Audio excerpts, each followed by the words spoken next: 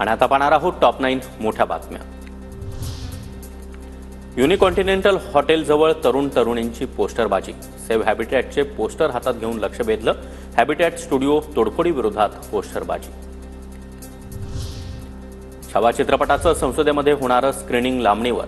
27 तारखेला संसदेमध्ये स्क्रीनिंग होणार होतं। पंतप्रधानांसह सर्वच खासदार यावेळी उपस्थित राहणार आहेत। नोंदणीकृत बांधकाम कामगारांना वयाची 60 वर्ष पूर्ण कामगारांना निवृत्तीवेतन मिळणार। कामगारांना दरवर्षी 12,000 निवृत्तीवेतन मिळणार। कामगार मंत्री आकाश फुंडकर यांची विधानसभेत घोषणा। कोकण रेल्वेवर खेड स्थानकादरम्यान ओव्हरहेड वायर तुटली। मागील 1 तासापासून कोकण रेल्वेची वाहतूक ठप्पच। आश्रमशाळेवरील मयत शिक्षक धनंजय नागरगोजे यांच्या न्यायासाठी शिक्षकांचं उपोषण। नागरगोजेंची संस्थाचालक विक्रम मुंडेंच्या कृष्णा अर्बन बँकेसमोर गळफास घेऊन आत्महत्या।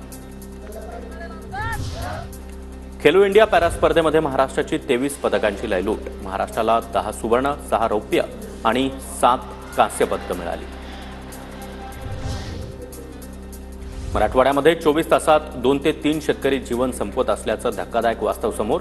गेल्या 60 दिवसांमध्ये तब्बल 161 शेतकऱ्यांच्या आत्महत्या। 161 पैकी 30 शेतकरी कुटुंबीय मदतीसाठी पात्र। आरोपी खोक्याचा कारागृहामध्ये जाण्याआधी जेवण करतानाचा व्हिडिओ व्हायरल। खोक्यासोबत त्याचा मित्रपरिवार, पोलीस देखील उपस्थित। खोक्या भोसलेला कारागृहाबाहेर जेवण देणारे 2 पोलीस निलंबित। भौगोलिक परिस्थिती आणि हवामानानुसारच शाळांचं वेळापत्रक निश्चित केलं जाईल। शालेय शिक्षण मंत्री दादा भुसे यांची माहिती। सुट्ट्यांचं सध्याचं वेळापत्रक बदलणार नसल्याचंही स्पष्ट।